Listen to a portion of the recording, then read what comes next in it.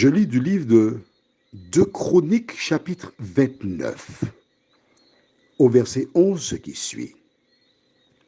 Maintenant, mes fils, cessez d'être négligents, car vous avez été choisis par l'Éternel pour vous tenir à son service devant lui, pour être ses serviteurs et pour lui offrir des parfums. Notre thème, c'est négligence. Prions. Notre Seigneur et notre Dieu, nous revenons une fois de plus ce matin vers toi afin de trouver la paix, la tranquillité, le salut qui est possible en Jésus de Nazareth. À travers ce verset, tu nous parles.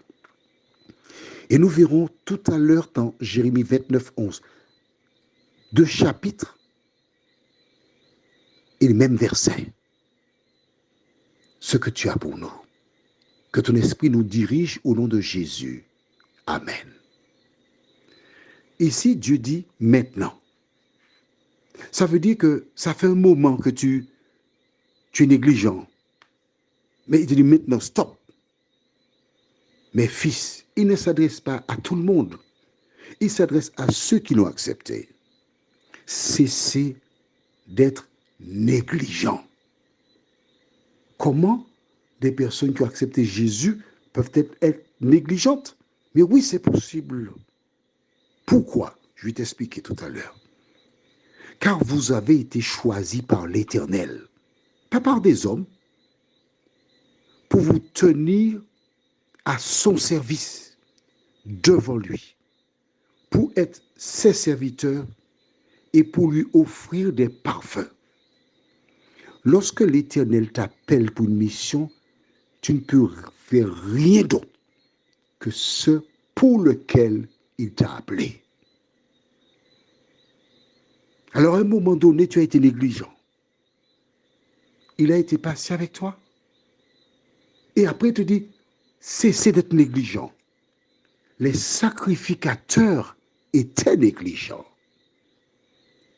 Et c'est parce qu'ils étaient négligents qu'ils ont été incapables de découvrir quand Jésus devait venir.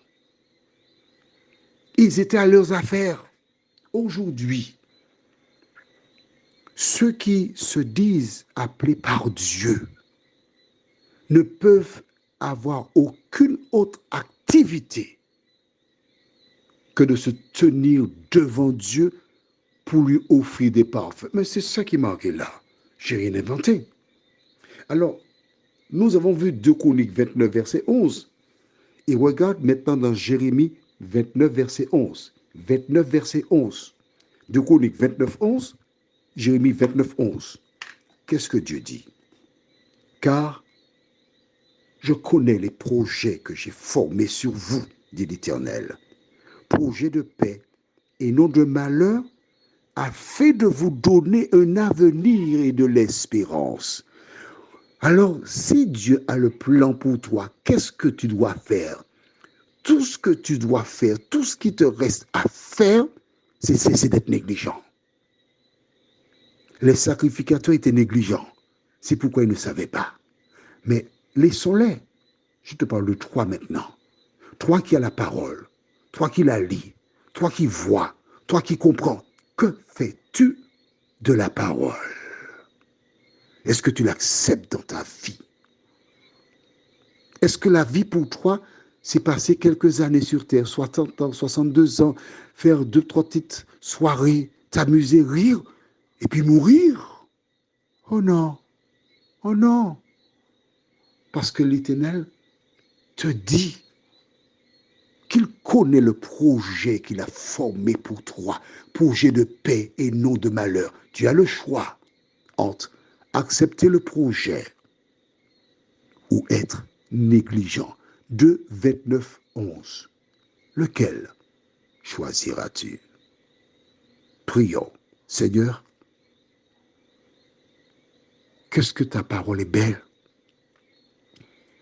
Tu as consigné dans 2 livres différents 29, 11. Négligence, 29:11, tu connais le projet. Seigneur, puisque tu as un projet pour ma vie, puisque tu m'as dit que tu le connais, aide-moi, Seigneur, chaque jour à vivre en lisant la parole, en priant, car ce n'est qu'ainsi que je ne pourrai plus être négligent et réaliserai le projet que tu as formé pour moi. Merci Seigneur, au nom de Jésus pour ta gloire éternelle. Amen. Je te souhaite une bonne journée.